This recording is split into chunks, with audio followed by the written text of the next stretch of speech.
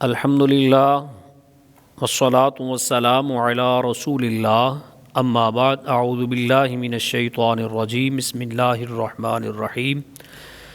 معزز سامعین و حاضرین و ناظرین، آج آپ سورہ توبہ کی آیت نمبر 107 سے ترجمہ اور مختصر تفسیر سماعت کریں گے۔ اس آیت میں مسجد ضرار بنانے والے منافقوں کے بدترین مقاصد بیان کیے گئے ہیں۔ فرمایا والذین اتخذوا مسجدا ضرارا وکفرا وتفریقا بین المؤمنین وارصادا لمن حارب اللہ ورسولہ من قبل۔ اور کچھ منافق وہ ہیں جنہوں نے نقصان پہنچانے کے لیے اور کفر کے سبب اور مسلمانوں میں تفرقہ ڈالنے کے لیے اور اس شخص کے انتظار کے لیے مسجد بنائی جو پہلے سے اللہ اور اس کے رسول کا مخالف ہے۔ وَلَا يَحْلِفُنَّ إِنْ أَرَدْنَا إِلَّا الْحُسْنَى، اور وہ ضرور قسمیں کھائیں گے کہ ہم نے تو صرف نیکی کا ارادہ کیا تھا۔ وَاللَّهُ يَشْهَدُ إِنَّهُمْ لَكَاذِبُونَ، اور اللہ گواہ ہے کہ وہ بے شک جھوٹے ہیں۔ اس آیت میں اس شخص کے انتظار کے لیے مسجد بنائی، اس کے بارے میں مفسرین فرماتے ہیں کہ ابو عامر فاسق جو کہ ایک راہب تھا مدینہ طیبہ کے گرد و نواح میں، اس کا بڑا ایک نام تھا، لوگ اس سے دعائیں کروانے آتے تھے، وہ بڑا نیک تھا۔ تو جب رسول کائنات صلی اللہ علیہ وآلہ وسلم مدینہ طیبہ تشریف لائے تو وہ آپ کے پاس حاضر ہوا، تو حضور سے یہ عرض کرنے لگا کہ آپ کون سا دین لے کر آئے ہیں؟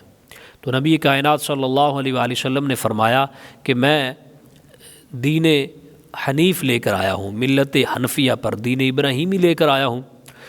تو وہ کہنے لگا کہ اس میں آپ نے کچھ ملایا ہے، اور اس پر بھی تو میں بھی اسی پر ہوں، لیکن آپ نے اس کو بدل دیا ہے۔ تو نبی کائنات صلی اللہ علیہ وآلہ وسلم نے فرمایا کہ میں نے کچھ نہیں بدلا، جو مجھے اللہ نے حکم دیا ہے میں نے اسی طرح بیان کیا ہے۔ تو وہ کہنے لگا کہ اگر ہم دونوں میں سے کوئی جو جھوٹا ہو وہ تنہائی اور بے کسی کے سفر میں مارا جائے، تو یہ اس نے بد دعا کی اپنے لیے۔ تو نبی پاک صلی اللہ علیہ وآلہ وسلم نے آمین کہہ دیا۔ اب حضور کا آمین جو کہنا تھا وہ تو ایک تقدیر کا تیر ہے، وہ چل گیا۔ اس کے بعد غزوہ احد سے لے کر غزوہ حنین تک یہ ابو عامر فاسق، اس کے بعد یہ فاسق ہی مشہور ہو گیا، یہ حضور کی دشمنی پر اتر آیا، مسلمانوں سے اس نے دشمنی کی۔ اور غزوہ احد سے لے کر غزوہ حنین تک جب بنو حوازن کو شکست ہوئی، اس غزوے تک یہ ہر جنگ میں، ہر غزوے میں کفار کی طرف سے نبی پاک صلی اللہ علیہ وسلم اور صحابہ کے خلاف لڑتا رہا۔ جب حوازن کے قبیلے کو شکست ہو گئی تو پھر اس نے منافقین سے کہہ دیا کہ اب تم اس طرح کرو، میرے لیے مسجد بناؤ، کیونکہ منافقین کا اس کے ساتھ رابطہ تھا۔ تو منافقین کو یہ کہنے لگا کہ اب تم میرے لیے مدینہ کے باہر ایک مسجد بناؤ، اور میں ملک شام جا رہا ہوں، اس روم سے میں فوج اور لشکر لے کر آؤں گا، اور پھر مدینے پر چڑھائی کروں گا، مسلمانوں پر ان کو ختم کروں گا، پھر تم مجھے میری تاج پوشی کرنا، اور پھر مسجد ضرار جو بنے گی اس میں میں بیٹھوں گا۔ تو یہ بات ہوئی، وہ چلا گیا۔ تو منافقین نے ادھر مسجد ضرار کی بنیاد رکھ دی، مسجد بنا دی۔ تو جب مسجد بنائی تو حضور سے عرض کرنے لگے کہ آپ اس مسجد میں نماز ادا کر لیں ایک، تاکہ جو مدینے کے ضعیف لوگ ہیں، کمزور لوگ ہیں، جو چل کر مسجد نبوی شریف میں نہیں آ سکتے، وہ یہ قریب مسجد میں نماز پڑھ لیں گے۔ تو نبی پاک صلی اللہ علیہ وآلہ وسلم نے فرمایا اب تو میں غزوہ تبوک پر جا رہا ہوں، واپسی پر جب آؤں گا پھر دیکھوں گا کیا کرنا ہے۔ تو اللہ پاک جل شانہ نے اس مسجد کا ذکر بھی کر دیا اور ان کے مقاصد بھی بیان کر دیے، اور حضور سے یہ فرما دیا لا تقم فیہ ابدا، اے پیارے حبیب صلی اللہ علیہ وآلہ وسلم آپ اس مسجد میں کبھی کھڑے نہ ہوں۔ یعنی جب حضور واپس تشریف لا رہے تھے تو یہ آیات آ گئیں۔ اور اس ابو عامر فاسق کا کیا بنا؟ وہ جب شاہ روم کے پاس جا رہا تھا یا واپس آ رہا تھا، بہرحال رستے میں وہ تنہائی اور بے کسی کی ذلت کی موت وہیں پہ مر گیا۔ تو اللہ کے نبی صلی اللہ علیہ وسلم کی جو آمین تھی وہ قبول ہو گئی، اور وہ اپنی کی ہوئی بد دعا جو تھی اسی میں مارا گیا۔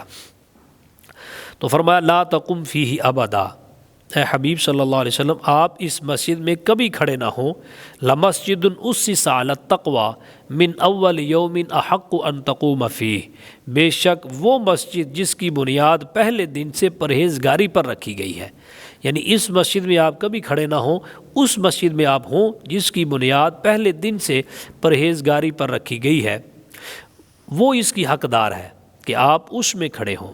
فیہ رجال یحبون ان یتطہروا، اس میں وہ لوگ ہیں جو خوب پاک ہونا پسند کرتے ہیں، واللہ یحب المطہرین، اور اللہ خوب پاک کرنے والوں سے محبت فرماتا ہے۔ یعنی یہاں پر جو سمجھ آ رہی ہے کہ اسلام جو ہے وہ پاکیزگی کا مذہب ہے، اور رسول خدا صلی اللہ علیہ وآلہ وسلم کا یہ فرمان ہے مسلم شریف کے اندر، الطہور لشطر الایمان، کہ صفائی پاکیزگی جو ہے وہ نصف ایمان ہے، آدھا ایمان صفائی کے اندر ہے۔ یعنی حضور نبی کائنات صلی اللہ تعالیٰ علیہ وآلہ وسلم نے یہی تو دنیا کو دیا ہے کہ دنیا میں رہو لیکن پاکیزہ صاف ستھرے رہو، یہ دین ہے۔ دوسرے مذاہب کے اندر دنیا سے نکل جانا، بعض مذاہب کے اندر پانی کو ساری زندگی انہوں نے ہاتھ نہیں لگایا۔ آپ تاریخ پڑھیں مذاہب کی تو اس میں ایسے ایسے لوگ ملتے ہیں کہ جو دنیا سے بالکل کٹ گئے انہوں نے، اور بعض مذاہب کے اندر بال اتروانا وہ بھی ناجائز ہو گیا، پانی کو ہاتھ تک لگانا ناجائز ہو گیا کہ یہ بھی ہم جو ہے نا فطرت کے خلاف ہے، ہم جو ہے اللہ والے ہیں، ہم تو دنیا کی کسی چیز کو استعمال نہیں کریں گے۔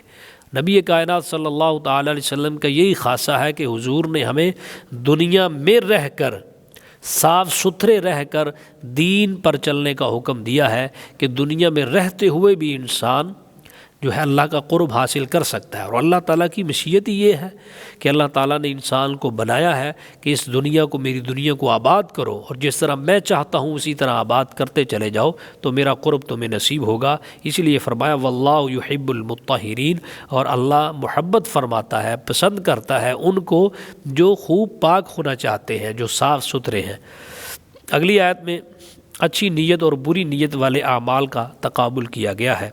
فرمایا افمن اسس بنیانہ علی تقوی من اللہ ورضوان خیر ام من اسس بنیانہ علی شفا جرف ہار فانہار بہ فی نار جہنم، تو کیا جس نے اپنی عمارت کی بنیاد اللہ سے ڈرنے اور اس کی رضا پر رکھی وہ بہتر ہے، یا وہ جس نے اپنی عمارت کی بنیاد ایک کھائی کے کنارے پر رکھی جو گرنے والی ہے، پھر وہ عمارت اس اپنے بانی کو جہنم میں لے کر آگ میں گر پڑے۔